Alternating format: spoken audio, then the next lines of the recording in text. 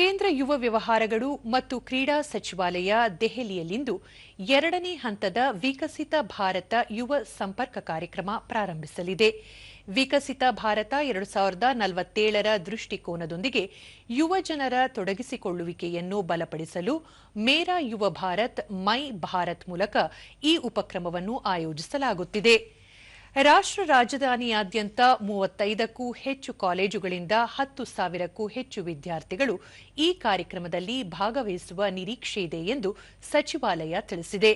ಭಾರತದ ಅಭಿವೃದ್ಧಿ ಪ್ರಯಾಣದೊಂದಿಗೆ ಯುವ ನಾಗರಿಕರನ್ನು ಸಂಪರ್ಕಿಸಲು ಮತ್ತು ಜವಾಬ್ದಾರಿಯುತ ರಾಷ್ಟ್ರ ನಿರ್ಮಾಣಕಾರರಾಗಿ ಅವರ ಪಾತ್ರವನ್ನು ಪ್ರೋತ್ಸಾಹಿಸಲು ಸಂವಾದಗಳು ಮತ್ತು ಚಟುವಟಿಕೆಗಳನ್ನು ಈ ಸಂದರ್ಭದಲ್ಲಿ ಆಯೋಜಿಸಲಾಗುತ್ತದೆ.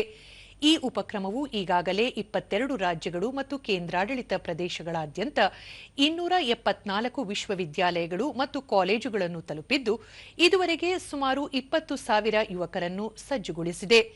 ಕಾರ್ಯಕ್ರಮದಲ್ಲಿ ಭಾಗವಹಿಸಲು ಯುವಕರು mybharat.gov.in ಮೂಲಕ ನೋಂದಾಯಿಸಬಹುದು ಎಂದು ಸಚಿವಾಲಯ ಮಾಹಿತಿ ನೀಡಿದೆ.